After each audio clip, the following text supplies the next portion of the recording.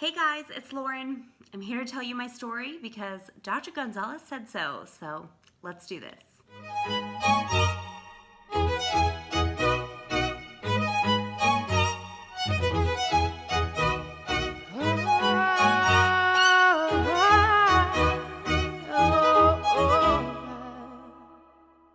We're 1,000 miles from comfort. We have traveled land and sea.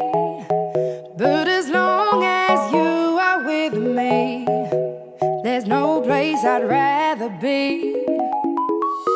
I would away forever, exalted in the... So my K through 12 experience was interesting. I was super involved with our dance team at all my campuses, and I was very involved with the dance studio outside of campus as well.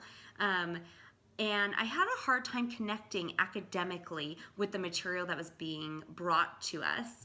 And I wasn't sure how it was relevant. I wasn't sure how I was going to apply the learnings. So that was always a challenge for me.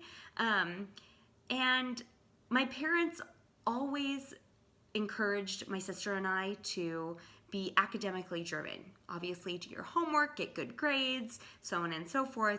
But I kind of wanted to know a little bit more about my family and how they became so academically driven.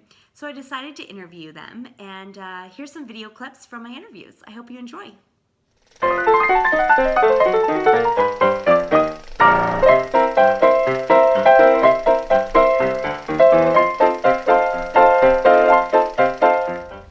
So, how was academia and education a part of your family dynamic?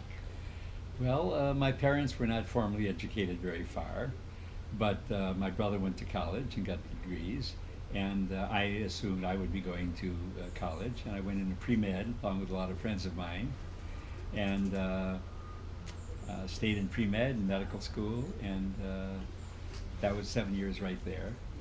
And the internship and residency was another 4 or 5. So I had about 12 years of formal education after high school.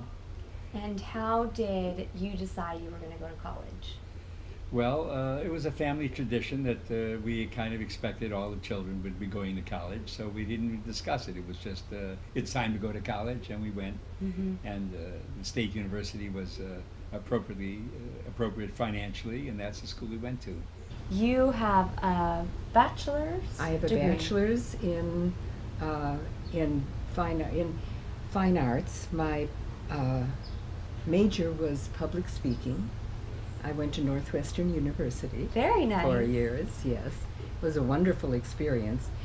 Bachelor's in public speaking meant that I got a wonderful general liberal arts education. Okay. And then I became a public speaking major and had a wonderful liberal arts education. I didn't even have to take a science. Psychology and philosophy worked as a science, and so that was very good for me. Good.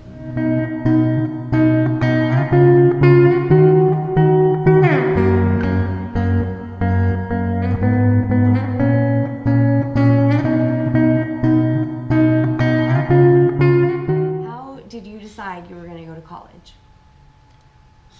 I had 2 older sisters, and they both went to college. My father went to college. My mother didn't. She graduated from high school, but she was a hard worker, and she raised the family. It was just part of the culture of the family that we were going to have higher education to obtain work.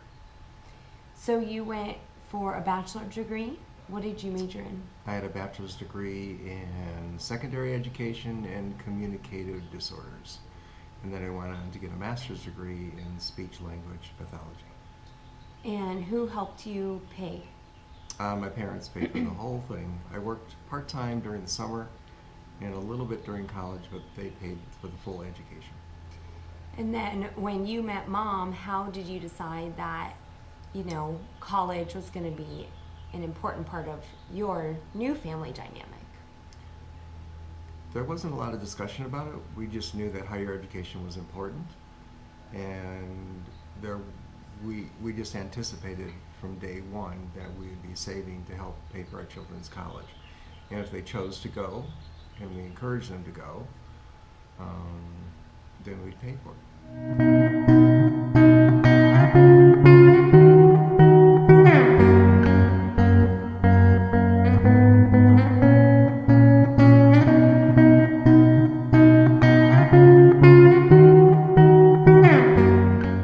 How did your parents help you pay for college?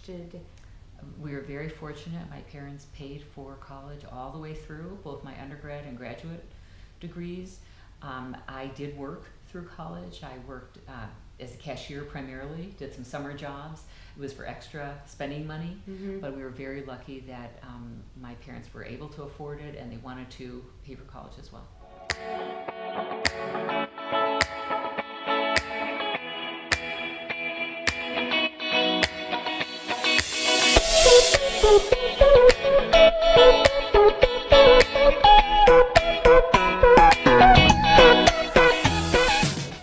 Do you feel like it was a privilege to go to college? Like, a lot of people don't have opportunities to go to college because maybe their families can't afford it, or maybe that student is the first generation in their family to ever go to college.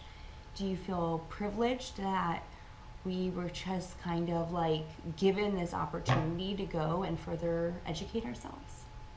I don't think I did at first until I went to college and then started hearing about people who have to like work full time or like take out student loans, and like mom and dad paid for all of our college funds and everything. So like we graduated with no debt. It made me realize that we were privileged in regards to like taking out loans and everything. Yeah.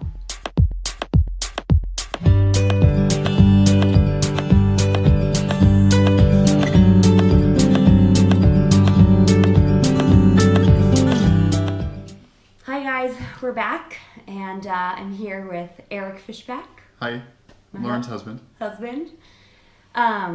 And we've had a lot of conversations about over the past year and a half about being white and our privileges and what does that all mean. Definitely. Your master's program has opened up our awareness into our privileges and how much we have to be thankful for, but also at the same token, what benefits we have because of our race and our upbringing, and how it's guided us and provided advantages that some people don't have those opportunities for. And the big question is, what do we do next? We're going to have kids, and we want to be able to control what happens inside this household. So we want to make sure our kids have awareness Definitely. of their privileges. What does that mean to be privileged?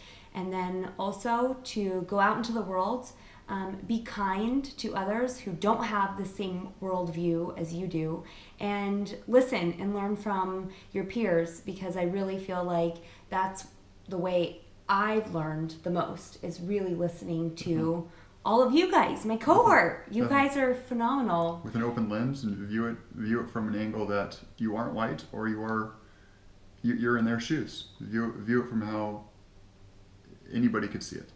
And there's no way to put yourself in someone else's shoes, but you can empathize and you can recognize that you've had other opportunities that those students or those peers or those friends haven't had, and be an ally. So these conversations are going to continue probably for the rest of our lives, and we hope to raise really wonderful human beings to be just like all of you guys who have inspired me throughout the past year and a half. So thank you all for everything you've done and taught me, and thank you. Thank you.